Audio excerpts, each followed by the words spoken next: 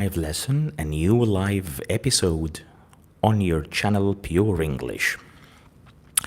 And as the title dictates, our lesson today will be talking about the different types of conditional sentences in English. Well, in English, you can make conditional sentences with many keywords.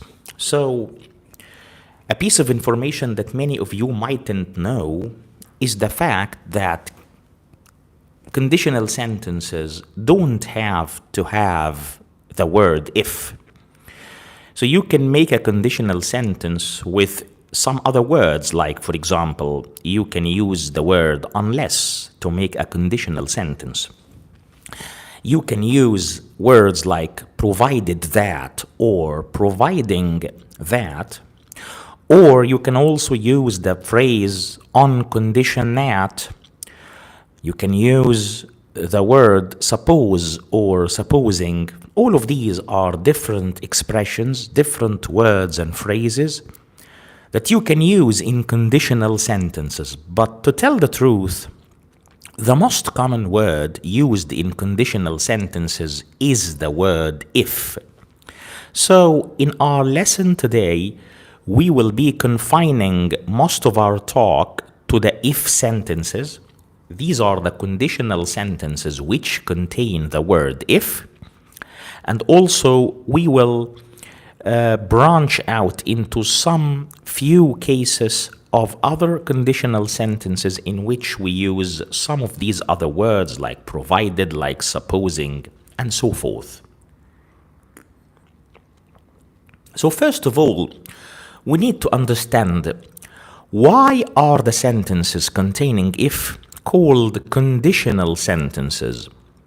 Well, they are called conditional sentences because they have a condition that needs to be met for a certain result to occur. For example, if I tell you, if you study hard, you will pass the exam. If you study hard, you will pass the exam. This is a conditional sentence because it contains if, but the thing is, why is it called a conditional sentence? Because it bears a condition. The condition in this sentence is you studying hard. If you meet that condition, if you study hard, there will be an outcome.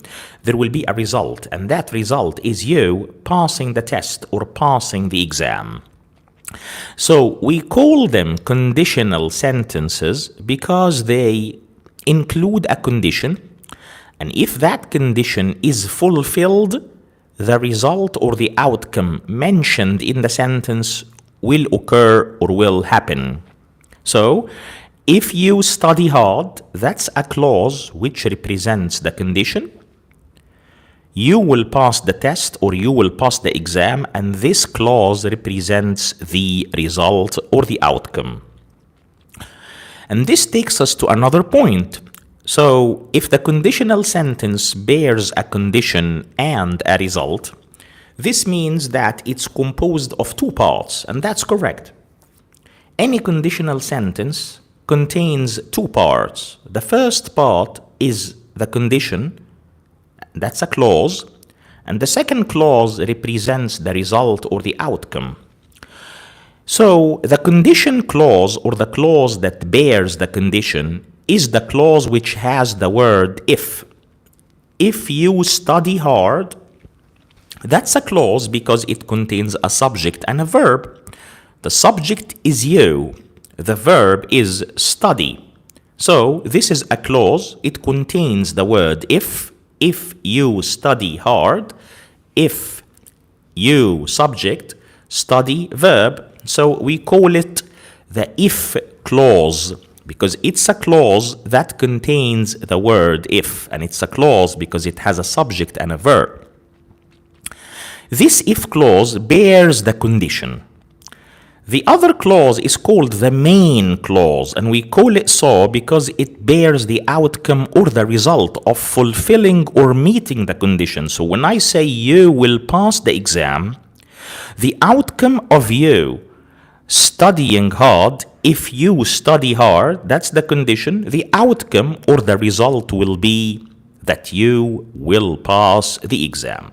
So this means that conditional sentences are called conditional because they hold a condition. This condition needs to be met for a certain outcome to occur. The if clause is the clause that contains the word if and it bears the condition, whereas the main clause is the clause that bears the result or the outcome, and both of them together or collectively make up the conditional sentence. We have four main types of conditional sentences in English. And these are types 0, 1, 2, and 3. So four types of conditional sentences in English. The first type, we call it type 0, and we use this type to refer to things that are generally true, or to refer to facts, things that will always stay the same, things that don't change indefinitely, or they continue indefinitely, talking about unchangeable facts. For example, if you heat water, it boils. If you heat water, it boils. As you can see, we have the condition, which is if you heat water, the outcome is it boils. This is a fact that will never change. You can't heat water and it freezes, for instance. This won't happen. This can't happen. So because the sentence refers to a fact that cannot be changed, we must express it in type 0. So how can I make type 0 in conditional sentences? It's simple. If you use the present simple in the if clause and the present simple in the main clause, you have made up a conditional sentence of type 0. So the sentence we have just highlighted here is if you heat water, and that's a present simple clause, it boils, and that's another present simple clause. So this is considered a type 0 conditional sentence because we are using the present simple in the two clauses. In the if clause, the condition clause, and in the main clause or the clause of result or outcome. Right, so type 0 refers to general things or things which are generally true, or to facts that cannot be changed, that will always stay the same. We use the present simple in the if clause, the condition clause, and we use the present simple also in the main clause, which bears the outcome or the result. One last point that I would like to make regarding type 0 is that you can replace the word if with the word when. So when you talk about a type 0 conditional sentence, you can replace if with when. So in the same example we have just mentioned, you can say, when you heat water, it boils. Makes sense. They give the same meaning. They give rise to the same meaning. So you can say, if you heat water, it boils. Or you can say, when you heat water, it boils. Right. Now we move on to type 1. In type 1, we refer to something that's possible to happen in the future. So we can say that type 1, in terms of the meaning of the sentence, it talks about the future. If a certain condition is met in the future, a result will happen in the future. For example, we can use the same example sentence that we used at the beginning of the lesson. If you study hard, you will pass the exam. What has passed has passed. The past is past. Maybe you didn't study hard over the last couple of months or the last couple of weeks. But let's talk about the future. If you study hard, which means if you study hard in the future, you will pass the exam, right? As you can see in type 1, we are using the present simple with if, which is if you study hard. That's a present simple clause. In the other clause, which is the main one, we use will plus infinitive. So we say, you will pass the exam. Note that this person hasn't studied yet, and this person hasn't passed the exam yet or even failed it. This is a future situation. I'm telling them, if you study hard, I mean in the future, you will pass the exam in the future, all right? So in type 1, we use the present simple in the if clause, which bears the condition. But in the main clause, we don't use the present simple like we did in type 0, but we use will plus infinitive. So if you study hard, you will pass the exam. And that's something likely, that's something possible to happen in the future. If you study, and that's something that you can do, you will pass the exam, and that's something highly likely if you study, right? So we're talking about a likely or a probable situation in the future in type 1. And that's a point that's very important for you to bear in mind. Because in the upcoming 2 types, and these are types 2 and 3, we will be handling situations which are not likely, situations which are not something that's possible to happen, right? For example, in type 2, we can use this example sentence. I'm sorry, I apologize. We can say, if I had more money, I would buy a house. Again, if I had more money, I would buy a house, right? So this is a type 2 conditional sentence. Why? Because it refers to something that's unlikely. Using type 2 in conditional sentences in itself dictates that the speaker doesn't think this situation is likely to happen.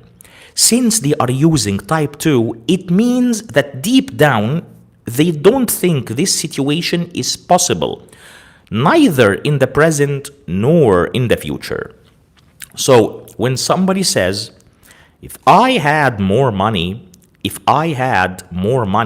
I would buy a house, this means that they don't have enough money in the present, and they are unlikely to have enough money in the future, and that's why they are expressing the idea using type 2 conditional sentences, because these sentences are used to talk about imaginary scenarios, things which are unlikely to happen, either in the present or in the future. And to make up a type 2 conditional sentence, you need to use the past simple in the if clause, and in the main clause, we use would followed by the infinitive of the verb. So we say, if I had more money, that's the if clause which bears the condition. The condition is for me to have enough money or to have more money. So if I had more money, this means that I'm talking about an imaginary situation. I don't have enough money in the present, but if I had enough money, neither now or in the future, I would buy a house. So this means that we are talking about an imaginary situation all in all. Hello. I would be happy to take your question. Please write your question and I'll be happy to answer it. Okay, so in type 2 conditional sentences, this means that we use the past simple in the if clause, which bears the condition, and we use would followed by the infinitive in the main clause. If I had more money, I would buy a house. Although we are using a past tense, but the meaning of the sentence refers to the future and the present. If I had in the present more money, or if I had in the future more money, I would buy a house. So that's type 2 of conditional sentences. And then we have the fourth type of conditional sentences, and that's type 3. So in type 1, as we mentioned earlier, type 1 refers to the future. Type 2 refers to the present or the future. But in type 1, we're talking about something that's possible to happen. And in type 2, we're referring to something that's unlikely to happen. In type 3, we refer to the past.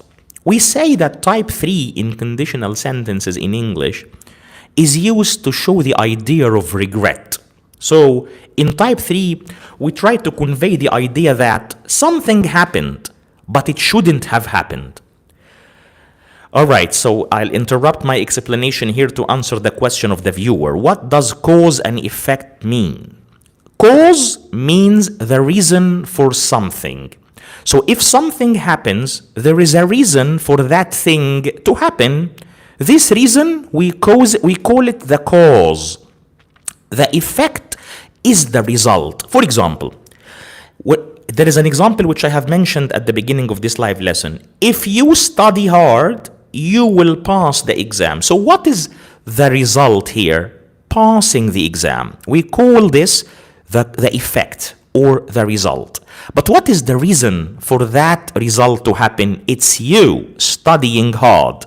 So cause is the reason for the thing. Effect is the result of that thing. If you study hard, that's the cause, that's the reason. You need to study hard for the passage of the exam to happen, and that would be the result or the effect. I hope that clears your question and answers it. So back to conditional sentences. So in type 3 conditional sentences, we refer to the past. Okay, excellent. Keep studying. I'm always here. If you have any questions, leave a comment. All right. So back to type 3. So in type 3, in the if clause, we use the past perfect. And in the main clause, we use would plus have plus past participle. Let me give you an example. If I had driven carefully, I would have avoided the accident. I would have avoided the accident. So as you can see, we're talking here about a situation from the past, and we are talking about the opposite of what really happened. What happened for real is that I didn't drive carefully, so I had an accident. But regretfully, I say, if I had driven more carefully in the past, I would have avoided the accident in the past. But this is the opposite of the truth. So this means that in type 3, we are talking about an imaginary situation, just like in type 2. But the difference is that in type 2, we are talking about an imaginary situation in the present or in the future. But in type 3, our imaginary scenario comes from the past. We are talking about something that would have happened if the opposite had happened. And that shows the meaning of regret. If I had driven carefully, that's a past perfect clause, had driven, and that's the condition. The result will be I would have avoided the accident. As you can see, we are using the pattern or the structure would have plus the past participle of the verb. In this example, it's avoided. So looking at conditional sentences with a panoramic view, we can say that type 1 uses the present simple but talks about the future. Type 2 uses the past simple but talks about the present and the future. Type 3 uses the past perfect and talks about the past. Only type 1